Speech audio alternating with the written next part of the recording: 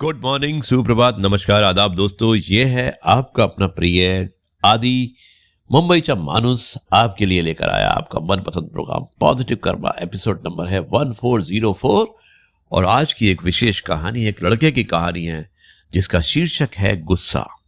क्योंकि दोस्तों गुस्सा हमें सभी को आता है, लेकिन गुस्से पे कैसे कंट्रोल करना है शायद इसी से संबंधित इस कहानी में बताया गया है।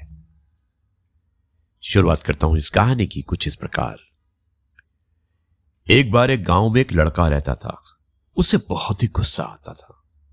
वो अपने स्कूल में सबसे बहुत ही गुस्से से बात करता।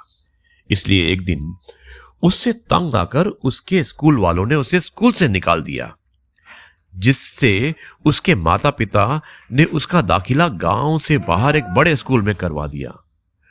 उस स्कूल में एक नियम था कि सब बच्चों को क्लास शुरू होने से पहले 10 मिनट तक मेडिटेशन करना पड़ता था। लड़के को इस बात का पता नहीं था। वो लड़का जब पहले दिन अपने स्कूल गया तो उसके टीचर ने उससे कहा कि तुम्हें भी बाकी बच्चों की तरह पहले मेडिटेशन करना होगा। वो लड़का तैयार हो गया और बाकी बच्चों के साथ मेडिटेशन करने के लिए बैठ गया। वो जमीन पर बैठ गया और उसने अपनी आंखें बंद करके मेडिटेशन करना शुरू कर दिया। लेकिन 2 मिनट बाद ही उसकी आंखें खुल गई, क्योंकि उसे दूसरे बच्चों की बातों की आवाज सुनाई दे रही थी। वो इतनी आवाज में मेडिटेशन नहीं कर पा रहा था, जिसके कारण उसे बहुत गुस्सा आ गया। फिर 2-3 दिन तक ऐसा चलता रहा कि वो मेडिटेशन नहीं कर पाया और गुस्से में अपने टीचर के पास गया और उन्हें कहा कि इतने शोर में वो मेडिटेशन नहीं कर सकता। उस स्कूल के पास ही एक नदी भी थी, तो टीचर ने कहा कि तुम उस नदी के पास जाकर मेडिटेशन करो, वहां तुम्हें कोई परेशान नहीं करेगा। अगले दिन वो लड़का नदी के पास मेडिटेशन करने गया और जैसे ही वो मेडिटेशन करने को बैठा तो एक आदमी अपने कुत्ते को लेकर वहां आ गया। कुत्ते के भौंकने की आवाज से वो परेशान हो गया और एक बार फिर से मेडिटेशन नहीं कर पाया। उसे बहुत गुस्सा आया और वो उस कुत्ते के मालिक के साथ लड़ने लगा, झगड़ने लगा। लेकिन वो कुत्ते का मालिक रोज उस कुत्ते को उस नदी के पास लेकर आता, जिससे कि वो लड़का मेडिटेशन नहीं कर पाता। फिर उस लड़के ने सोचा कि क्यों ना वो नदी के बीच में जाकर मेडिटेशन करे, जिससे कि कोई उसे परेशान नहीं करेगा। और वो एक नाव पर बैठ गया और उस नाव को नदी के बीच ले गया। अब वो आराम से मेडिटेशन कर सकता था, उसे कोई परेशान करने वाला नहीं था। और अब वो रोज नदी के बीच में जाकर मेडिटेशन करता। एक दिन वो नदी के बीच में मेडिटेशन कर रहा था कि उसे पानी की आवाज आई। उसने आंख खोलकर देखा तो एक नाव उसकी तरफ आ रही थी, लेकिन उसे पता नहीं चला कि नाव में कौन है। अब उसे बहुत गुस्सा आया और उसने नाव में बैठे हुए लोगों को बुरा भला कहना शुरू कर दिया। वो नाव उसकी नाव से आकर टकरा गई, जिससे कि उसकी नाव डूबने लगी।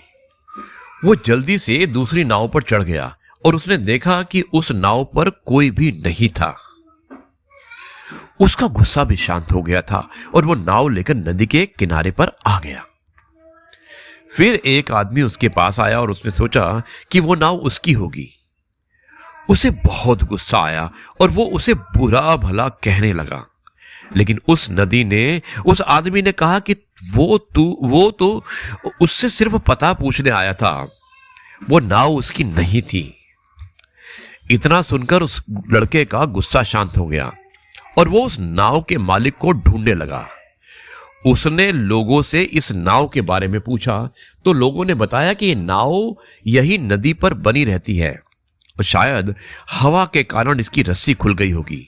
मतलब कि ये नाव नदी पर ही बंधी रहती है और हवा के कारण इस नाव की रस्सी खुल गई होगी, जिससे कि ये तुम्हारे पास आ गई। ये बात सुनकर लड़के का गुस्सा बिल्कुल गायब हो गया और वो सोचने लगा कि जब मैंने इस नाव को अपनी ओर आते हुए देखा तो मुझे बहुत गुस्सा आया था, लेकिन जब पता चला कि इसमें कोई नहीं है तो मेरा गुस्सा शांत हो गया। जब वो आदमी मुझे मिला, मुझे लगा कि ये नाव का आदमी है, यानी कि ये नाव इसी आदमी की होगी। तो मुझे फिर से उस पर गुस्सा आ गया। लेकिन जब जब उसने कहा कि ये उसकी नाव नहीं है, तो मेरा गुस्सा शांत हो गया था। और अब मुझे पता चल गया कि नाव हवा के कारण मेरे पास आई थी और मेरा गुस्सा गायब हो गया। दोस्तों, इस कहानी से हमें यही सीख मिलती है कि हमारे साथ भी ऐसा ही होता है। जब हमारे साथ कोई गलत चीज होती है तो वो चीज किसी इंसान के कारण होती है, तो हम अपना गुस्सा उस इंसान के ऊपर तो निकाल लेते हैं, लेकिन जब वही चीज हमारे साथ किसी प्राकृतिक कारण से होती है तो हमारा गुस्सा गायब हो जाता है। इसलिए जब भी आपको कभी भी किसी इंसान के कारण गुस्सा आए तो ये सोचना कि यदि इसका कारण प्रकृति होता तो आप क्या करते। यह है आपका अपना प्रिय आदि, डॉक्टर आदि मुंबईचा मानुस, आपके लिए लेकर आया पॉजिटिव कर्मा। अब मैं इस कार्यक्रम को यहीं पर समाप्त करता हूं और कल आपसे एक बार फिर मुलाकात करूंगा कुछ नई बातों के साथ। तब तक के लिए कहता हूं जय गुरु जी, शुक्राना गुरु जी।